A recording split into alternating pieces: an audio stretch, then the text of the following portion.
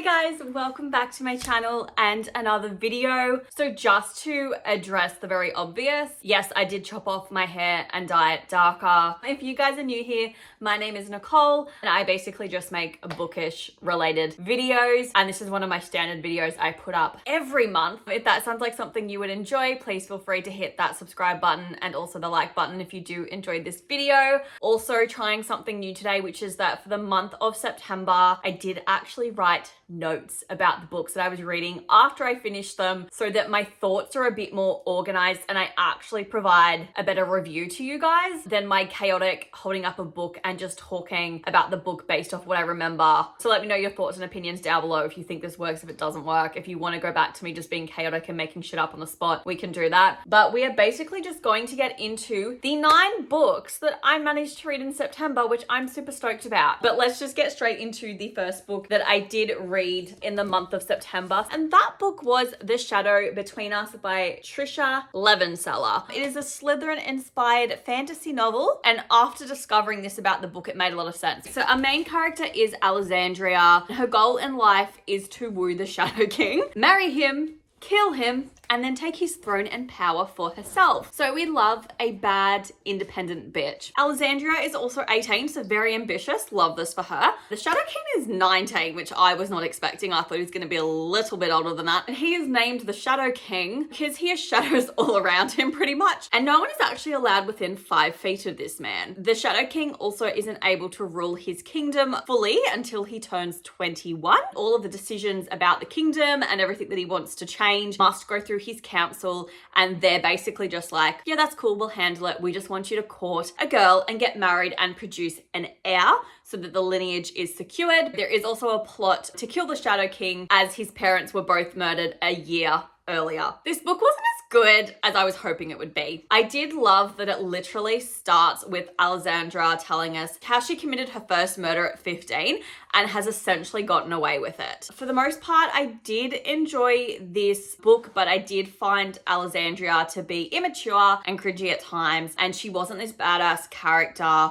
that I was hoping for. She was just bitchy and like not in a cool, independent, strong woman kind of way. It was more like immature child. I felt like this book also had a number of plot holes, mostly to do with Alexandria's character development. So the whole blurb was basically about how she is going to woo, marry, and murder the Shadow King, and then she literally does pretty much none of this. Like, there's a tiny focus at the start to make the guy interested in her enough that he keeps her at the castle to woo her, but that's like it. And like the plot line for murdering the Shadow King and who the people responsible for it is the main focus. I did think it was a little bit obvious as to who it is and a little bit unrealistic. Alexandria and the king, they do end up courting and becoming friends, and I kind of disliked that she didn't set out to do what she said she would, and the plot kind of went in a different direction than you were basically told about in the blurb. I also found the side characters' stories a bit more interesting than Alexandra's because her storyline was just basically all over the place and I didn't like her as a character.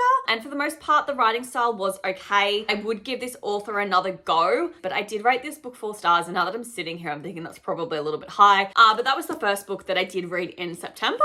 Okay, and then the second book that I picked up in September was Butterflies That Never Die. This is a fantasy novel that focuses on Hannah Horan, who is an orphan. Both her parents died in a car accident, and she attends a boarding school that is paid for by a mysterious sponsor. I'm gonna be honest, I picked this up because of the title and the book looked cool. Hannah has 2 best friends, Jessica and Margaret. Jessica lives with her uncle, and Margaret also doesn't have any parents, so she's another orphan. And Jessica has this journal where she's writing this story about another world where the characters have this special pendant that allows them to turn into an animal. And when you kill someone, yeah, I know, right? We're going straight to murder. There was a theme apparently with this month. So when you kill someone, you are able to take their pendant and then you're able to then turn into that animal as well, which sounds cool, except for the murdering part. In this world as well, they have an entire language that Jessica can also speak. So this girl has put a lot of effort into this imaginary world. Margaret and Hannah soon discover that this world that Jessica has made up is not a story, but another world that actually exists that both Margaret and Hannah are a part of. And the girls get caught up in this prophecy about an ancient war that essentially pits Hannah against the current queen. I did love this concept, and I found it very intriguing, as you can probably tell. I did find this book a bit difficult for me to get into at first, and the subject matter just felt heavy at the start, and I was more interested towards the end when things were starting to make sense. And all I could think about was that the ice serpent or the queen, she just really reminded me of Voldemort from Harry Potter, if I'm being honest. They were the vibes I was getting with Nagini, and her main animal she can shapeshift into is a snake. There are multiple point of views in this book as well, but the author mixed up which different point of views we were going to, so like it wasn't a set pattern. I also found that the different point of views did also continue the story on, and it didn't rehash things that we'd already covered in the previous chapters, which was nice because I can't stand the same chapter from a different person's point of view. But I didn't feel like the story dragged on at any point, or that we were jumping through things too quickly, but I did buy the sequel because I'm really interested in seeing how it finishes. I rated it 4.5 stars. Realistically, it's probably more of a 4-star read. But yeah, that was the second book that I picked up in September. And then we do pop into the third book I read, which, funnily enough, continues the death theme. And this book is The Soulmate by Sally Hepworth, who is an Australian author. Now, this is set in a seaside town down near Melbourne, and we focus on our main characters, Pippa and Gabe, who 12 months prior to the start of the book purchased a house on a cliff called The Drop. Sounds really ominous. Because it is. So The Drop is basically a place where people go to end their lives by jumping off the cliff. And the novel basically starts with Gabe having saved 7 people's lives. One night, Gabe goes out to save the 8th life, but the woman instead jumps. Pippa is also confused by the events, as she believes that Gabe may have actually have pushed the woman. We then also get the perspective of a woman named Amanda, who we find out is the lady who went to that cliff. But I really, really enjoyed Amanda's perspective, and I kind of wish the book was from her entire perspective. I did also start to get some theories about how Amanda, Gabe, and Pippa were potentially connected. For the most part, I guess that I just felt detached from the characters. I found it hard to connect or find an interest in them. The pacing was really well, but I just didn't really care. The twist in the story started pretty early on, which was great. I did sort of guess one of the twists, but by the time it got revealed, I thought I was wrong, but I was half right. I also didn't find it much of a thriller. Like, it seemed very laid back and tame and like a comfy thriller read, not like I'm on the edge of my seat trying to work out what's going on kind of a thriller. I was not a huge fan of the writing, and I just expected more of it, and I think I was just let down by it. But I did rate this book 3.5 stars. At this point in time, I'm not interested in picking up any other books by this author, but that was The Soulmate. And then we go into our second fantasy, which is The Dragon and the Queen by Caitlin Davis. This is the third book in the Raven and the Dove series. I've literally spoken about this series at least 3 times in the last couple of months. And it's basically a fantasy series where we have the world below and the world above. The world below has kings, queens, and mages who have magical powers relating to fire, air, water, metal, and light. The world above have all had their souls bonded with a particular breed of bird, and most of these people don't actually have any special powers like the mages do. There is also a prophecy to save the world and possibly connect the world above and the below together. Now, these two groups of people haven't really interacted properly until pretty much this book. The isles in the world above have started to fall, so basically need to work out why is our world falling, and they have these things they call godstones, and the godstones are basically failing them. So I'll be honest, I haven't really enjoyed this series much until this book. In this book, we also have a new thing where we have a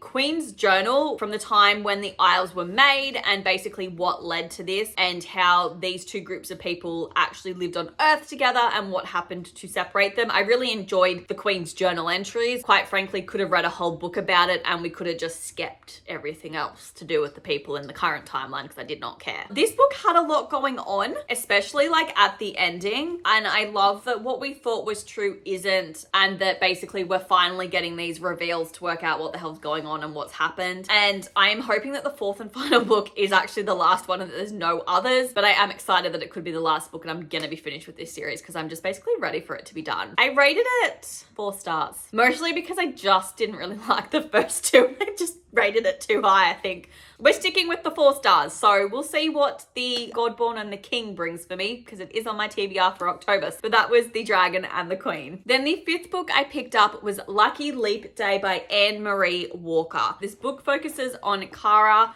who had a trip to Ireland booked with her boyfriend who is speaking at a conference there. 2 weeks before they are due to fly to Ireland, he breaks up with her because he's a dick. Cara decides that she's not going to waste her money and her vacation day and decides to fly to Ireland, where on the last day she wakes up in the apartment of Finn with his dog and both of them wearing tin foil rings. After reading this blurb, I had a number of concerns about the legitimacy of their marriage and how you would just go and marry a stranger. Like, I was very concerned. After reading this book, I feel like the blurb was a little bit misleading. The story starts the morning that Cara and Finn wake up to discover that they are married. Yes, they got married, it was officiated and everything. So we also discover that Cara and Finn first met when Finn was Cara's driver from the airport to the hotel. So he wasn't some random stranger that she met on the night she proposed to and they got married. They've had some interactions prior, which I did appreciate because it stressed me out a lot less. What happens is that Finn and his dog then accompany Cara back to LA so they can work on getting the marriage nulled because it's too late to do it in Ireland. The guy who ordained them actually put in the paperwork, not realizing they weren't serious. I am really relieved that Cara and Finn did sort of have some relationship and connection and weren't actual strangers before they got married. That was a relief for me. The other part of the blurb that I did find misleading was the section where it mentioned that Cara was worried that Finn is using her to become big in Hollywood. This was not the case. Kept waiting for it to pop up and it was barely anything and was used as like this really tiny thing to cause a slight issue in this relationship. So overall, I really did enjoy this book. I enjoyed the characters and the relationship between Finn and Cara. I was worried it might be a bit insta-lovey just because obviously like they're strangers, they get married. I'm like, oh, they're gonna fall in love at first sight kind of a thing. And I thought their romance was really sweet and it was believable. But I did rate this book 4.5 stars. Okay, so book 6 is Hooked by Emily McIntyre. I picked this book because for my 1989 reading challenge, I have a prompt that is to read a retelling. As you would have seen in my September TBR, this was given Peter Pan vibes and retelling vibes. It's basically got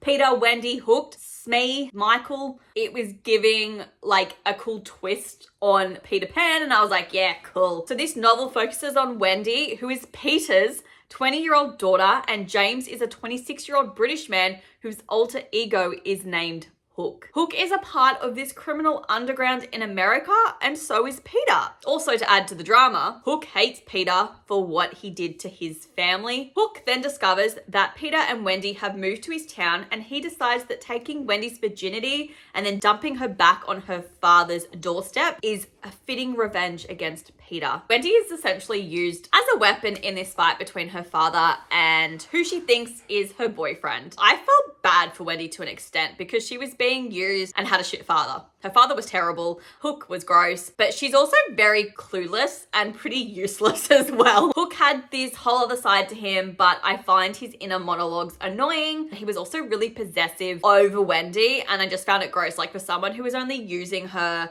to get back at her dad, he was way too possessive over her. Obviously, that was him falling in love. Ugh. I hate that trope, that possessive male trope. I hate it. I do not enjoy it. I don't like it. Overall, the book wasn't bad. I didn't have a huge issue with the writing style. It was pretty easy to read. This genre just isn't for me. Like, I do not like the possessive male tropes and the useless woman who's taken advantage of. Like, I find it gross. It is not something that I enjoy reading, and that is a personal preference for me. I do have another 3 books in this series that I have to read, but I probably won't be picking up the 5th book, which has come out this year, but the subject matter just isn't really for me. And I did rate this book. Oh, I didn't write down my rating for it. I feel like it was 3 or 3.5 stars, but that's Hooked. Okay, and then the last physical book that I did read was The Matchbreaker Summer. Just want to start off by saying that I strongly disliked this book. So our book focuses on Hayden and, I can't remember, Paisley. So Paisley's mother is a school principal and the owner of a camp that runs for 2 weeks over the summer. And 3 days before Paisley and her mum are due to go to the camp, her mum announces that her boyfriend Dave is moving back to Wyoming to spend time with his elderly mother. Paisley's mum announces that she doesn't want to be a principal anymore. They are selling the house,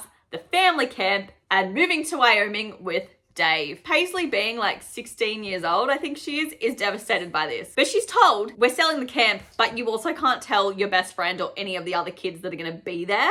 As well, in this novel, we have the difficult student Hayden, who does some vandalism and is basically forced to spend a part of his summer at the camp. And he and Paisley come up with a plan to break up her mum and Dave. The characters in this novel are about 16 years old, as I've said, and you can tell when you're reading the book that you're reading about 16-year-olds. It's very obvious. The main character, Paisley, was annoying, and I did not think she was very likable at all. I also hated her best friend, Nora. I thought she was a cow. It was lame, and it was childish, and I was not here for it, and I just had to roll my eyes. I did, however, like Hayden. I thought he was likable. Dave was just used to create drama that like just wasn't needed. I mostly didn't care about this book or the characters or the plotline. So I just found it like really difficult to believe that her mother was a principal and her mother as a principal came to the decision to just move her when she only has a couple years left of school and didn't even have a discussion with her at all. Like, to me, that was just not believable whatsoever. And I rated it 2 stars.